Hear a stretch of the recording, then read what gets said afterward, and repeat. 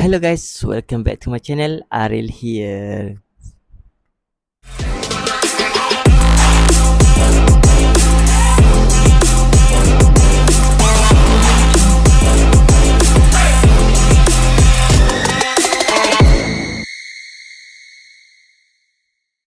So guys, untuk tajuk konten hari ini, apa yang korang tengok dekat bawah adalah unboxing kan. So apa yang aku nak unboxing untuk hari ini, so inilah dia benda yang ada di depan aku ni. So inilah professional consider microphone.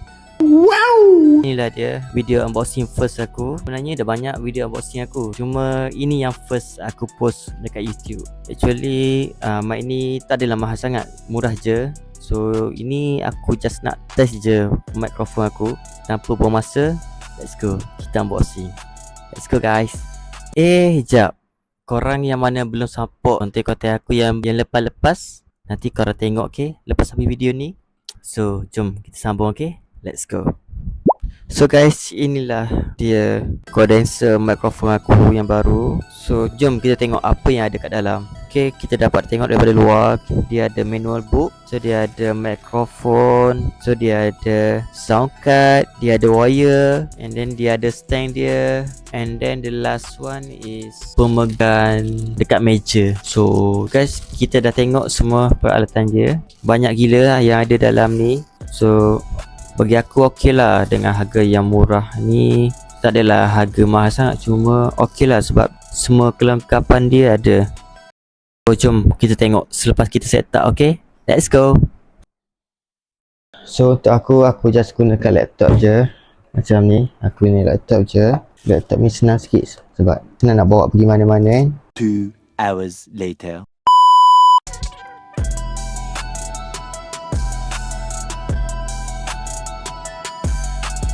$2,000 years later.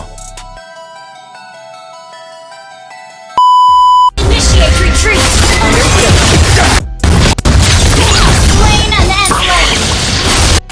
Banyak kali. Okay, gather up the purple.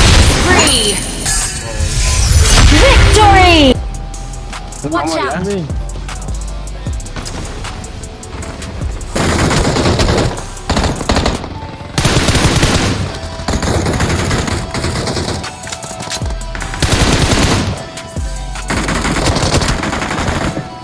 Ada orang depan mu, nombor 3.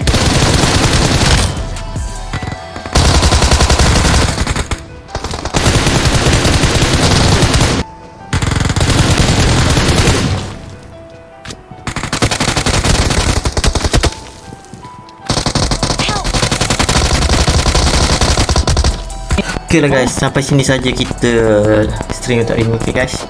Jumpa untuk lain kali okay guys. Assalamualaikum, bye bye. Thank you guys.